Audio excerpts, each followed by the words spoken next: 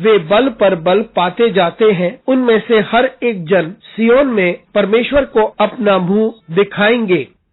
मंगलवार 13 दिसंबर 2022।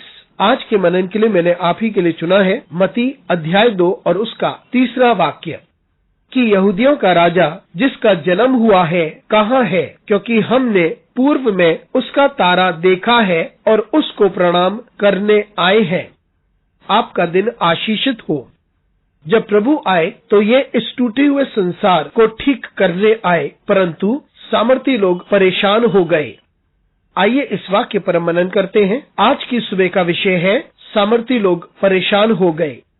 जब बुद्धिमान व्यक्तियों ने उस तारे को देखा और ये जान लिया कि एक महान व्यक्ति पैदा हुआ है, वे तब यरूशलेम पहुंचे। तो वे यरूशलेम में राजा हेरोद के महल में पहुंचे, लेकिन फिर उन्हें बताया गया कि शास्त्रों के अनुसार राजा पैदा होगा। उस वक्त जब बुद्धिमान व्यक्तियों ने राजा हेरोद को बताया कि एक महान व्यक्ति पैदा होने वाला है और हेरोद को पता चला कि यरूशलेम में ऐसा नहीं हुआ है और उसके महल में नहीं पैदा हुआ है, तो हेरोद परेशान हो गया। और शब्द में लिखा है कि हेरोद के साथ पूरा यरूशलेम। राजा हेरोद ने जब ये देखा कि उसके विरुद्ध में एक और सामर्थ खड़ा हुआ है, वो परेशान हुआ। और पूरे यरूशलेम का अर्थ ये है कि वे घबरा गए थे कि उन्हें हटा दिया जा रहा था, क्योंकि यरूशलेम सामर्थ का केंद्र था और उनसे सामर्थ छीनी जा रही थी। यरूशलेम जो सामर्थ की एक शक्ल थी, यरूशलेम जो सामर्थ का केंद्र था, जहां ताकतवर और प्रभावशाली लोग रहते थे, वे परेशान हो गए, क्योंकि उन्हें लगा कि उनकी सामर्थ और जो कुछ उनके पास है, उनकी प्रभुता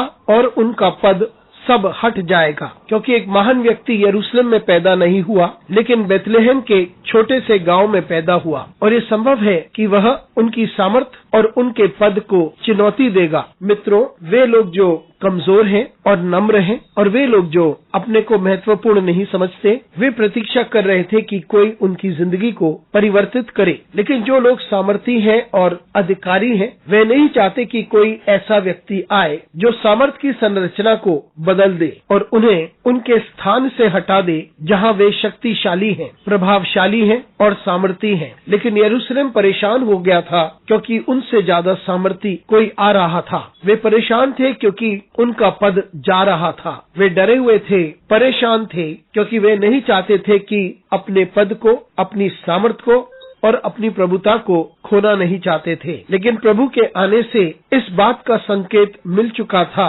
कि एक परिवर्तन आ रहा है। जो कमजोर हैं और नम्र हैं, वे आशीषों को पाएंगे। आइए हम अपने आप को परमेश्वर के हाथों में सौंपे। अनुग्रहकारी परमेश्वर, स्वर्गीय पिता, तुझे धन्यवाद देते हैं, तेरी स्तुति करते हैं, तेरा आदर करते हैं और तेरी महिमा करते हैं। हमारी सहायता कर परमेश्वर, ताकि हम तेरी सामर्थ को समझ सके और इस बात को जाने कि जो कुछ हमारे पास है वो तुझसे ही आता है। हमारे साथ परमेश्वर तू बना रहे, यीशु मसीह के नाम से मांगते हैं, आमीन।